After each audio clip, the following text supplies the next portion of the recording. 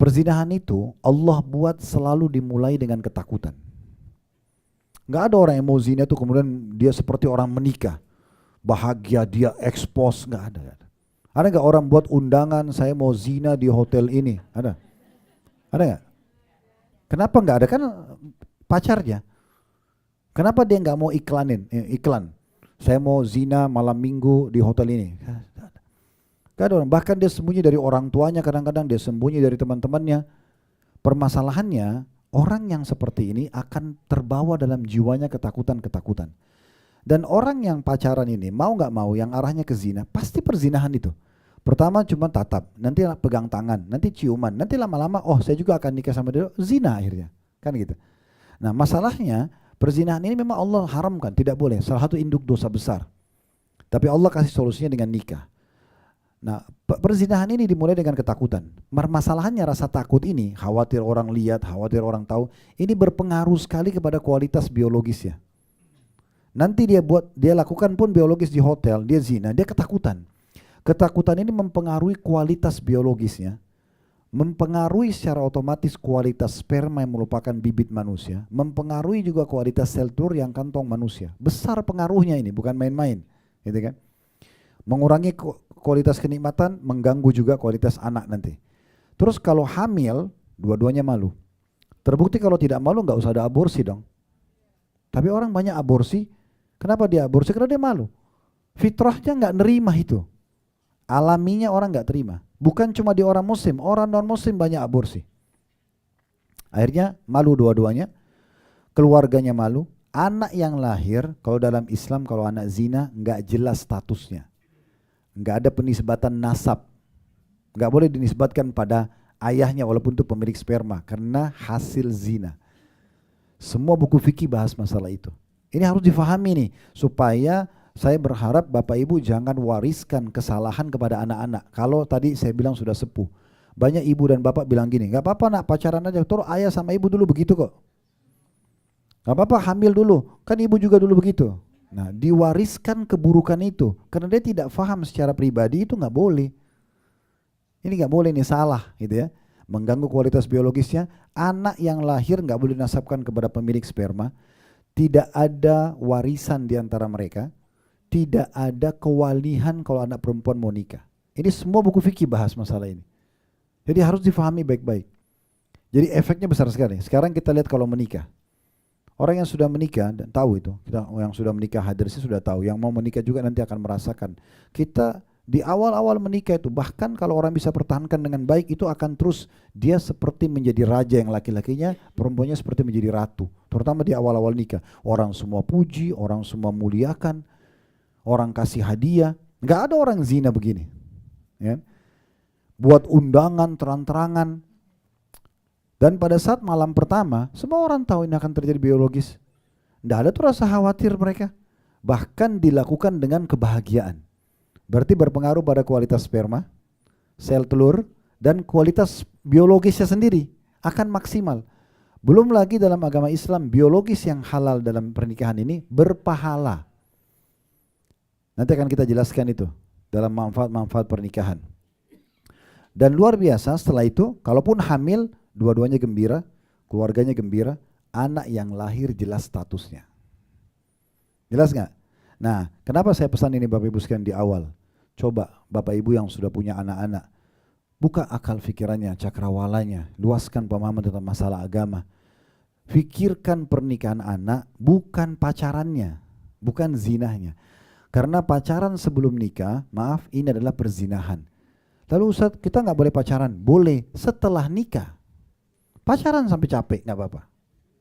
Safar sama-sama, masuk hotel, nggak ada larangan, silakan. Hamil berapa kali pun boleh. Iya nggak?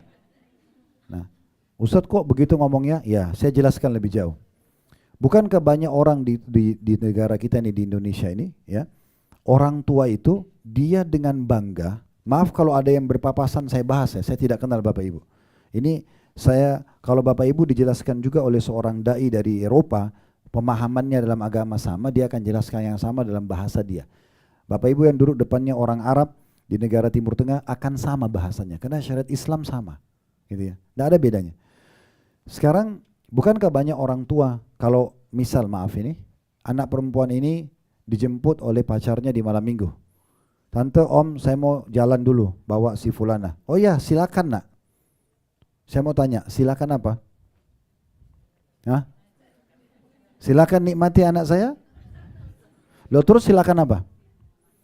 Hah? Silakan makan sama-sama, silakan cium, silakan. Itu kan makna silakan itu kan? Ada makna lain? Masa silakan bawa ke majelis taklim? Hah? Kan yang ada ke bioskop, bahkan biasa ke kuburan lagi.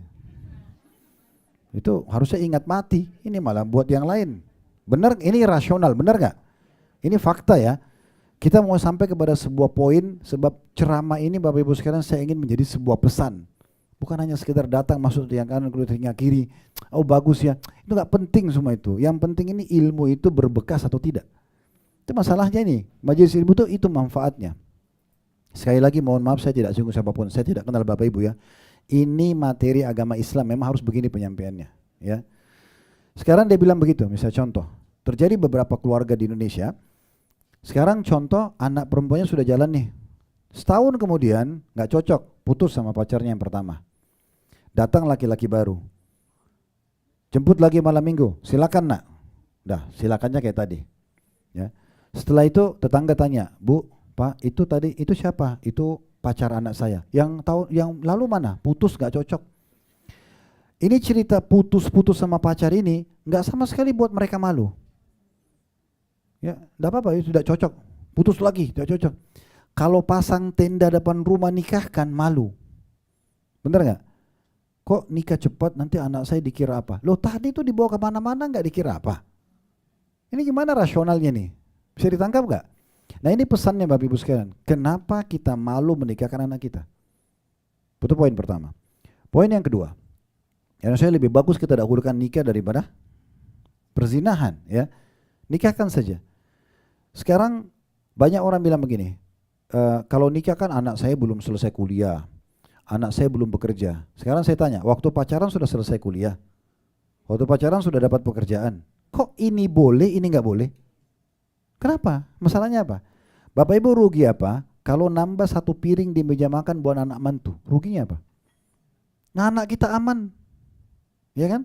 Sekarang pacaran pun dan kubur dikasih makan juga. Kenapa enggak suaminya aja? Kenapa enggak istrinya aja? Benar enggak? Benar enggak ini? Enggak ada dukungan ini kayaknya. Atau tetap mau dengan pola yang lama nih? Ini kita sedang mau coba perubahan nih ya. Karena memang harus diubah nih. Kalau satu sisi dalam Islam digambarkan Bapak Ibu sekalian tidak ada hubungannya pernikahan dengan prestasi dunia, enggak ada hubungannya. Nikah itu ibadah, enggak ada hubungannya nanti sarjana nak baru kamu nikah. Sudah sarjana, nak cari kerja dulu. Kalau sudah kerja, nak nanti kalau sudah punya rumah. Ini bapak sama ibu yang ngomong gini sama anaknya, dia enak, dia ada pasangannya, lampiasan biologis, anaknya nggak ada. Kalau anaknya masih punya iman, dia masih hadir di majelis taklim. Tapi kalau nggak punya iman, ya zina lah. Nah dia gejolak dalam jiwanya, ada fitrahnya. Kenapa nggak dinikahkan? Pesan saya Bapak Ibu sekalian, mudahkan pernikahan buat anak-anak. Mudahkan pernikahan. Beberapa jemaah ikuti saran kami. Anaknya mulai bergaul bebas, mulai bikin pusing orang tuanya. Ustadz saya saran, apa saran Ustadz? Nikahkan. Ustadz anak saya masih kecil, ajarkan. Belum ada usahanya, beri modal. Kenapa? Masalahnya apa? Didik dia, ayo beri modal. Apa bedanya sekarang? Kan sama mendidikan. Dan banyak keluarga kami subhanallah tadinya laki-laki itu anak itu belum dewasa. Perempuan itu belum dewasa. Setelah nikah, seperti satu hal kejadian ajaib dalam jiwanya berubah jadi dewasa. Tiba-tiba mau punya tanggung jawab, tiba-tiba si laki-laki itu mau bekerja, tiba-tiba perempuan ini mau belajar dari ibunya keterampilan masak, karena dia dipaksa dengan keadaan. Pendidikan bukan ini? Pendidikan. Ini lebih bagus daripada Bapak Ibu lepas dia di luar jalan sama pacarnya, dididik apa di luar? Dididik apa? Itu loh. Makanya saya pesan Bapak Ibu sekalian mudahkan masalah itu.